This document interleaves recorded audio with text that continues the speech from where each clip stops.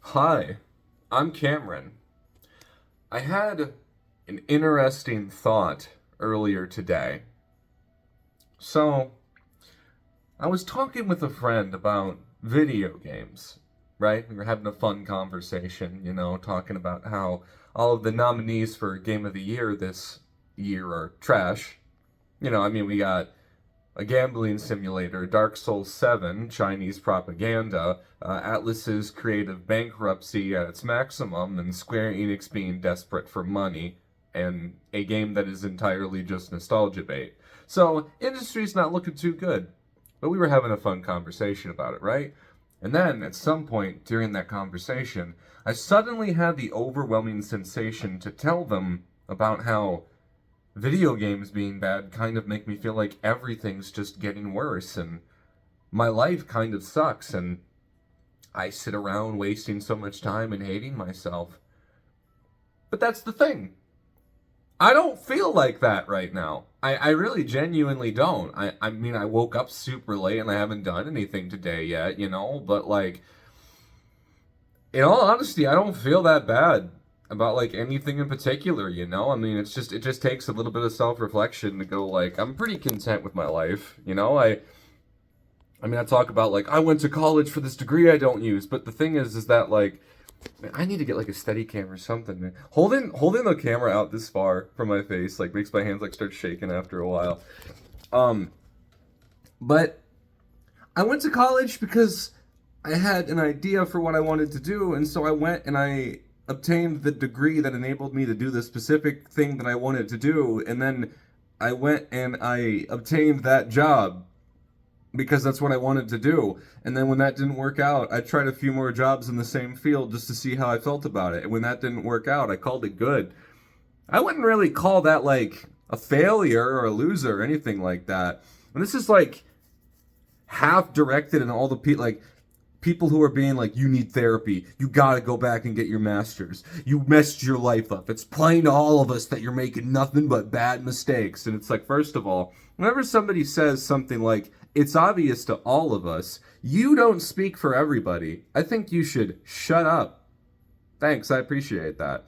But I'm not a loser. I didn't fail at anything. I did literally everything that I set myself to doing, and I accomplished that. I genuinely did. I mean, I know plenty of people who like have business degrees or like STEM degrees or other degrees that are designed for making a lot of money, and they just went straight into retail after that. Like they never did anything with it. I knew someone whose dad had a master's in psychology, and then he went and worked at Walmart for 7 years. Nothing wrong with that, but it's like, why'd you get a degree then? So in my case, I obtained a psychology degree because I wanted to work at a mental health hospital, and that's what I did. That is literally what I did.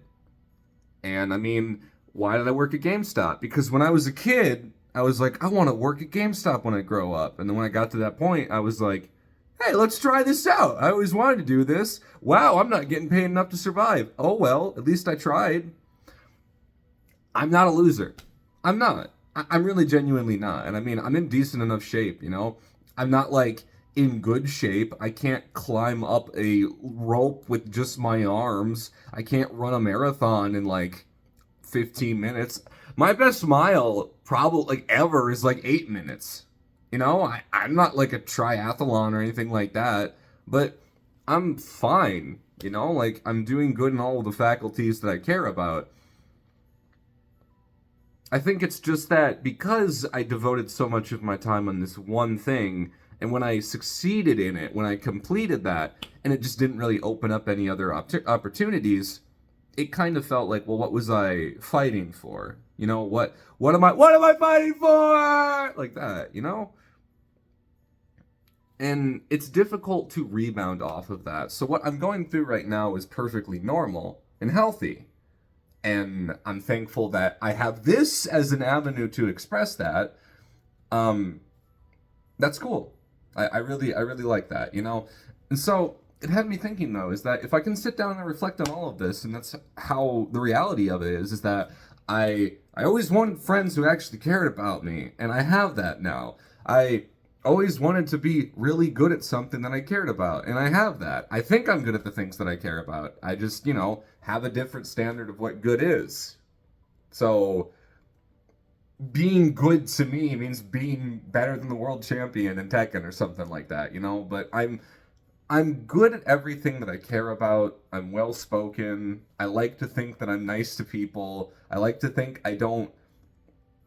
I mean, when I go out to eat at Outback Steakhouse and the waitress is a really pretty girl, I I make eye contact just fine. I don't stutter over my words. I'm just like, yeah, I'll take the porthouse. And that's what I'm talking about here, right? Because to me, it's like, well, yeah, who can't do that? But I've seen people before who can't do that. I have had conversations with people who can't talk to members of the opposite sex, like on both sides. Or they just have like such childish perspectives of the way that the world works. Like, they'll be like 35 and they'll be like, I don't get it. Why do women not like me? And then like, they'll, in like a sentence or two later, they will say, and I quote, what's the point of having a girlfriend if I can't have sex with her whenever I want? That's not what they said. I'm censoring that a lot. It was a lot worse than that. But I've known somebody in my life who said something like that. And if by any chance you're watching this video, I don't like you. Please don't watch these videos unless you're going to like it, comment, and subscribe. Then, maybe, just maybe, I'll appreciate the fact that you're helping me now. That was a bit cruel. I apologize. But I'm doing fine. And really, that's the reality of it, is that I'm genuinely doing fine. So why is it that when I'm talking with my friend about video games, my friend who just got back from like a 13-hour shift, he's like tired, he just wants to put on his favorite, like, Maury Calliope video. He just wants to sit with this lady right here, right? He just wants to like hang out with Maury all day, right? Why is it that when I'm with that guy, we're hanging out, and I'm doing fine, we're talking about video games, talking about nothing, right? All of a sudden, I just knocked my Jack Frost statue over. All of a sudden, for no reason whatsoever, I suddenly just get this overwhelming desire to start talking about how sad I am. Because misery itself is addictive. It's easier to be in a familiar, perpetual state of suffering than it is to acknowledge the fact that we have the power to change our lives. Misery is a cruel companion because it drags you down with it, Misery gives you an excuse for not being able to do anything. When I wake up in the morning and I order Domino's again for some reason, despite the fact I, want to be eating better, and I have carrots and chicken and rice, I have everything I need to have a healthy meal in the house. It's not even hard to cook, but I still order pizza again. And then I wake up, noon, and I sit in front of my computer not doing anything. I don't even play games. Why does that happen? Because that's an excuse. Saying, I'm not doing too good today, saying I'm sad, saying, well, I'm depressed, saying I'm a loser, these are all ways that we cope with reality. It gives us an excuse to not try, because trying is hard. Trying is hard, 100%. You have to try to not, blow up the office when you hate your job. You have to try to not get really mad when somebody cuts you off in the middle of the street, and then they try to, they drift around to like try and hit you dead on, and then they go like, watch where you're driving. You have to try to not get mad every time that one relative you really don't like walks into your private house area, and you're like, well, you gotta deal with this person for a bit.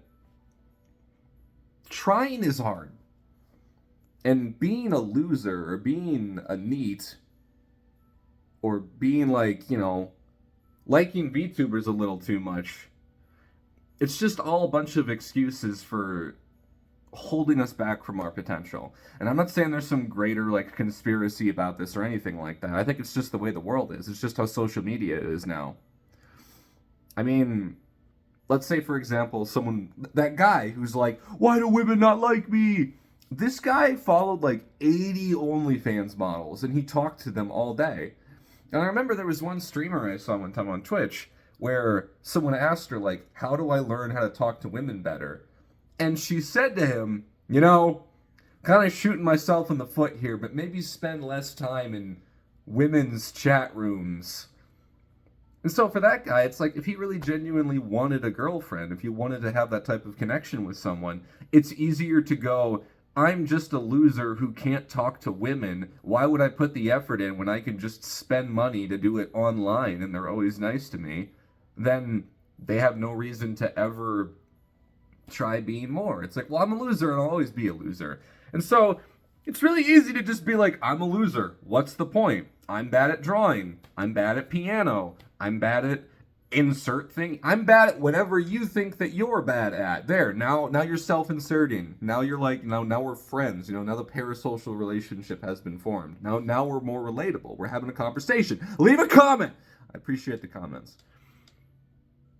And it's hard to break out of that because misery is fun. When you're in a bad mood and your friends are like, hey man, I'm really sorry about that. I love you. You can get through this. That feels good. And so it creates this kind of like really toxic feedback loop where it's like, because it feels good to have your friends comfort you and care about you and say that they're worried about you, then you start to get more depressed on purpose. On purpose, not meaning you're deliberately doing that, but just that it's like a subconscious like association thing, right? It's like every time the bell of misery rings, your sweaty dog lips start frothing at the mouth and you want all of the attention in the world that you could possibly get. And so, for someone like me, who suffered extreme child abuse in the emotional department, that's a different video. Maybe it's just realizing that I can just be happy, I don't need to be sad to be able to be happy. I don't need somebody else to tell me to have a good day in order to have a good day. And that was a thought that I had, so I just wanted to share that with all of you today. I don't think I'm going to do a Q&A video just because this is for everybody who's returning. If you're new, ignore this part, but still watch to the end because I appreciate you. Thanks for being here. I don't really think I'm going to do like a Q&A video just because there's not really any questions being asked, but I did want to say I appreciate everybody who, when I said, what do you guys want to see from me? You just said, just keep doing what you're doing. Just keep being genuine. That's great. I don't appreciate the guy who told me to go to therapy. Again, for those of you who are new to this channel, I want to let you know there is a video called Why I Can't Ask for Help, wherein I go into excruciatingly, annoyingly intense detail about why I think therapy is kind of a crock of shit. But it's for some people. Nothing against therapists. It's just not for me. So if you're curious about that, I hope you'll watch that video. And if you're curious about me, well, I hope you'll watch more videos and maybe you'll stick around so we can get to know each other a little better, private, you and me, because we're friends now, you and me. No, but all joking aside, I always appreciate everybody watching. Thank you very much for that. And I always really enjoy reading the comments and like seeing so many of you being like, it feels like we're having a conversation. It feels like there was one comment I really liked that was like, I wish I could have a conversation with you through the screen right now. Or how many people just leave comments that are like massive paragraphs being like, I don't want to write too much, and then they just share like this beautiful story of like relatability, of like how they feel understood just by watching this. I say that in every video and I'm never going to stop saying it because I do appreciate all of you guys. And if me just sharing my thoughts on the internet with a bunch of strangers who are steadily starting to become closer to friends is enough to invoke people to write paragraphs in response in the comments section, I must be doing something right. See? Not beating myself up. And if me making these videos and saying these things are enough for people to write even longer walls of text about how much of a loser I am and about how I'm making a bunch of mistakes and I need to get over myself, then I'm definitely doing something right. Because I made somebody who felt insecure about themselves mad enough to start projecting their issues onto me.